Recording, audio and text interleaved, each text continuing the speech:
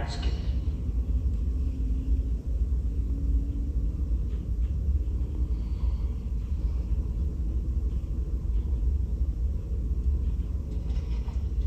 I want the knife.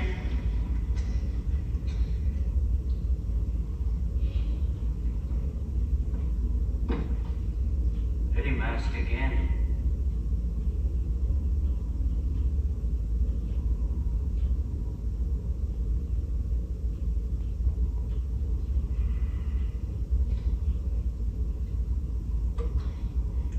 I want the knife. Please.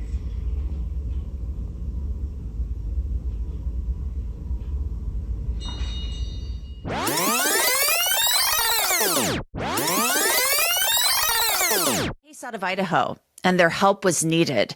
Kristen didn't even change into her usual suit. She and David went straight to the office. Kristen, David, and their team got to work.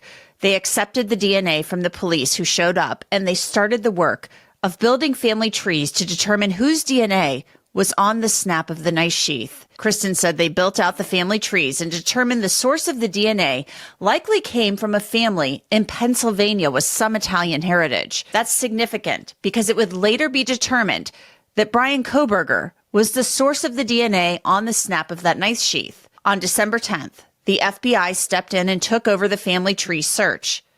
9 days later, the feds gave the name Brian Kohberger to Moscow police, and all of the pieces started to come together. Kohberger drove a white Hyundai Elantra. He fit the description given by one of the surviving roommates of the man in all black with bushy eyebrows and lived nearby in Pullman, Washington. And then there was the cell phone data showing that he'd been in Moscow late at night on many occasions leading up to the night of the murders. Kohberger was arrested at his parents' home in Pennsylvania on December 30th, 2022. He pleaded guilty weeks before jury selection was set to begin just this past summer and is serving 4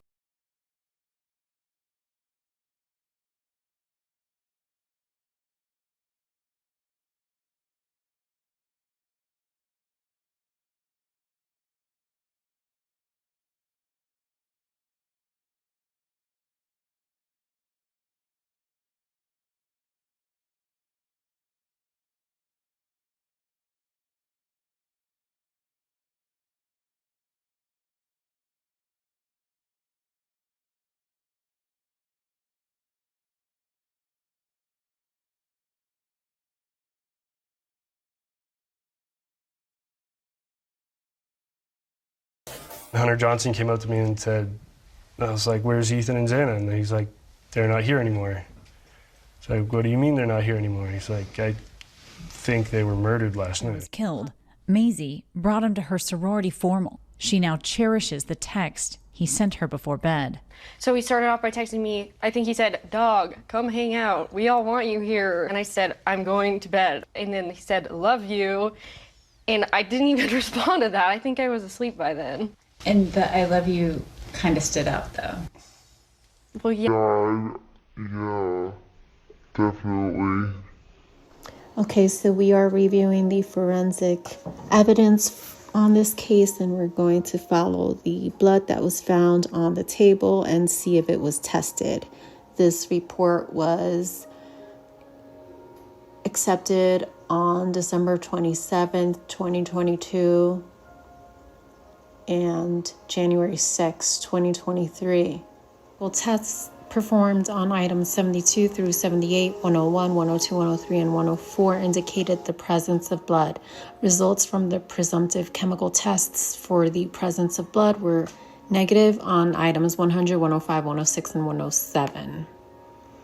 A portion of items 72 through 78, 101.1, 103.1, 103.2, 103.3, and 108 have been forwarded for DNA analysis. Results will follow in a separate report.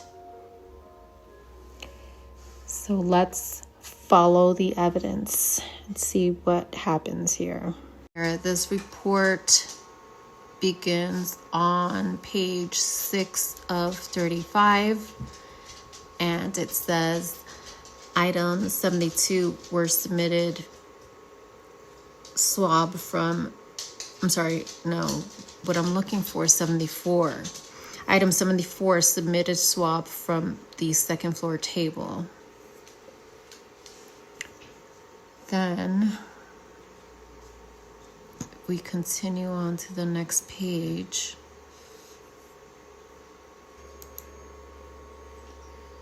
Okay, here we go. 74, item 74, submitted swab from second floor table.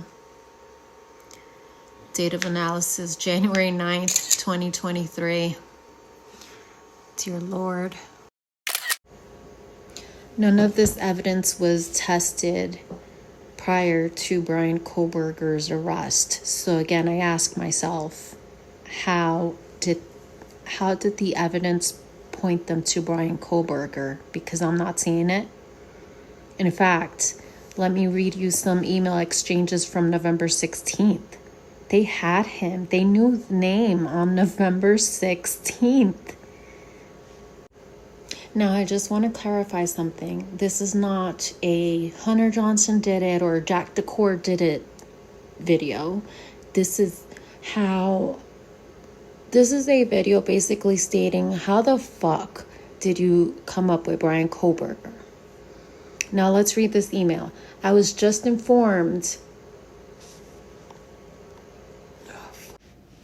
This email is from the forensic lab manager, Rylene. It was written Wednesday, November 16th at 10:12 a.m., okay? I was just informed a trooper will be delivering the knife sheath from the scene today. They're requesting DNA, Latins, and if we see any trace to preserve that and notify Matthew so he can develop any possible leads. They have been made aware we will need reference samples and major case prints from all 4 victims. Almost an hour later, literally, Rylene says they do now have a suspect. Do you see that? As of right now, the knife sheath is their only item of evidence. This was written November 16th, 11:32 a.m. They have no other evidence, is what we are being told. We have had some recent developments in the last few minutes. We are rolling a crime scene team up there right now, probably Jenny, Kerry, Tara, Haley, and Wyatt. Bill Thompson is the prosecutor. The autopsies are occurring today in Spokane. They do now have a suspect. And the response to that was, let's go back. It is not expected that we start this tonight, he says at 1:28. First thing in the morning is fine. No biggie. It's definitive information. There was so much, so much speculation. There still is. It's shocking to me. Yeah, I mean, this is science. It's scientific. Yeah, there's right? no speculation. I mean, if you knew definitively that knife sheath was without a shadow of doubt, which is the case, now that it's all said and done, it would have been different going through. You would have relied on, you kind of went, okay, maybe we don't need to worry as much as we need to worry. Yeah, and there was one advanced forensic test performed. There was one profile. There was so much speculation out there about multiple profiles, incongruent information. There is only one lab that is doing this type of DNA technology that tested that DNA, and it's ours. Everyone tried to figure out why was this information not out there, what was missing, what was the missing component, and came up with a whole bunch of speculations that led to uncertainty. And that uncertainty continued to grow, and I think that was the most difficult on the victims' families. Yeah, I agree with that. Yeah. And no one else, right? Like, I was certain the entire time because I saw the science, I knew the results, right? I never had one doubt in my mind that we'd be sitting here today, whenever today was, whether it's after the trial, before the trial, or pleading. I knew that this day was going to come, but the victims' families didn't have that certainty. I don't even know if law enforcement involved in the case had that certainty. I don't know how far The results actually propagated as the full result of the investigation because everything was kept so under wraps. And I think that needs to change. And I want to make clear, because there are questions in our talk today for David, and I'm sure in our talk tomorrow, that we don't tell them this is your perpetrator. We say this person's profile or one of these 2 or 3 people in the family left DNA at this crime scene, meaning that they will need to investigate. They need to contextualize that information. They knew in the Goldberger case that there was a white Elantra that was seen at the crime scene. Now they knew that there was a family in Pennsylvania that was identified. Could they look up a Elantra that had a Pennsylvania plate or a Pennsylvania driver? Of course they could. And that's part of their investigation. I don't know the order of which the investigators actually investigated that case, but they were able to piece all those pieces together because we gave them the information that we gave them.